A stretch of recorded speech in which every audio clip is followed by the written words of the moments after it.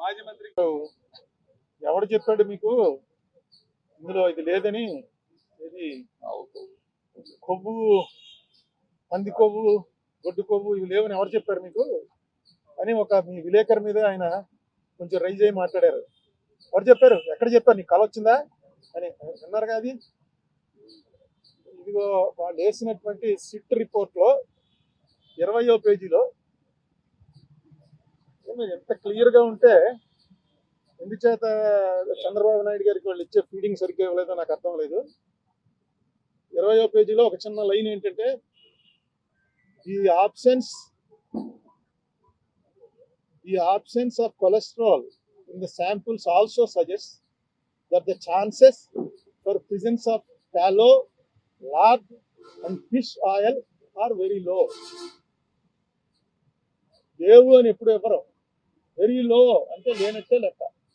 The absence of cholesterol in the D samples అని క్లియర్గా వాళ్ళు వేసిందే. ఆ సిట్ ఆయన వేసిందే, సుప్రీంకోర్టు దాంట్లో వాళ్ళు క్లియర్గా ఇచ్చారు. అది వీళ్ళు రిలీఫ్ కింద ఫీల్ అవుతున్నారు. ఎందుకంటే వెంకటేశ్వర స్వామి లడ్డూలో ఆవు కొవ్వు, పంది కొవ్వు, చేప నూనె కలిపారు అన్నదే కొంచెం అది చాలా మందికి వాంతులు వచ్చే పరిస్థితి అండి. ఎందుకంటే గొడ్డు మాంసం అనేది వీళ్ళు చాలా మంది మాంసాహారులు ఉంటారు, కానీ గొడ్డు మాంసం అని అనగానే అసలు ఆ ఐడియా డైజెస్ట్ అవ్వదు. నేను చూశాను చాలా మందిని, వాళ్ళు హిందూస్ కూడా కాదు, క్రిస్టియన్స్లో ఫ్రెండ్స్ ఉన్నారు, వాళ్ళని కూడా చూశాను. ఎవడో మేము ఒక ఢిల్లీలోనో ఎక్కడో ఎవరో ఇంటికి వెళ్తే కాలా ఘోష్ ఖాయగా క్యా అని అడిగాడు. కాలా ఘోష్ అంటే అర్థం ఏంటరా నన్ను మావాడు అడిగాడు. అంటే కాలా ఘోష్ అంటే గేదె మాంసం ఏంటుందిరా, కాలా అంటే గేదె కదా అని చెప్పి, ఘోష్ అంటే గొడ్డు మాంసం, కాలా ఘోష్ అన్నాడు అనేటప్పటికి గొడ్డు మాంసం పెట్టేశాడు అని వామిటింగ్ వచ్చింది. ఏంటంటే ఎంతండి, నాకేం రాలేదు నీకు వచ్చింది ఏంటంటే గొడ్డు మాంసం ఎలా పెట్టేస్తాడు అంటే వాడేమో లేదు తింటారా అని అడిగాను, అంతే తప్ప పెట్టలేదు అని. నాకు అది చూసి ఆశ్చర్యపోయింది. అది జరిగి ఎప్పుడే 40 ఏళ్ళు అయింది. అటువంటిది మాటికి ఇందులో గొడ్డు మాంసం కలిగింది, పంది కొవ్వు కలిసింది, చేప కొవ్వు కలిసిందని. వెంకటేశ్వర స్వామి కదా, వెంకటేశ్వర స్వామి అంటే మనకి ఎవరికి గుర్తుండదు. ఫస్ట్ ఎప్పుడు చూసామో ఇప్పుడు కూడా వెంకటేశ్వర స్వామికి ఉన్నటువంటిది ప్రపంచంలో నాకు ఎక్కడా ఉండదు.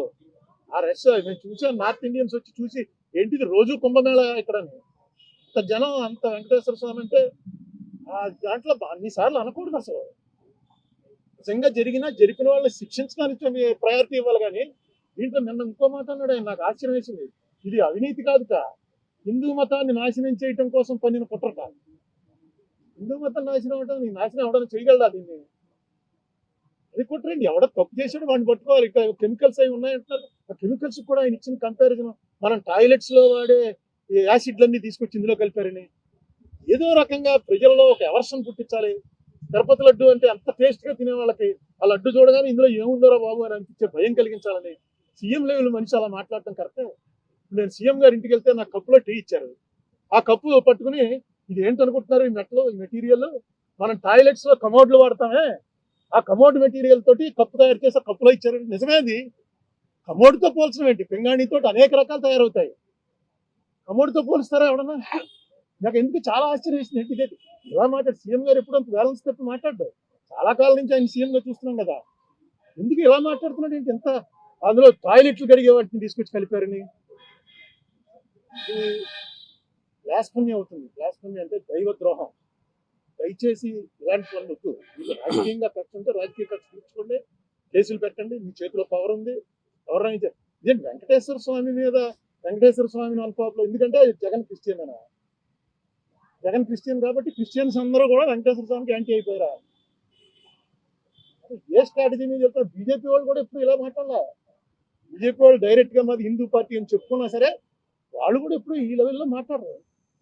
మరి చంద్రబాబు నాయుడు గారు పునరాలోచించండి, కరెక్ట్ కాదు. మిగతా చాలా విషయాలు ఉన్నాయి, తర్వాత చెప్తాను.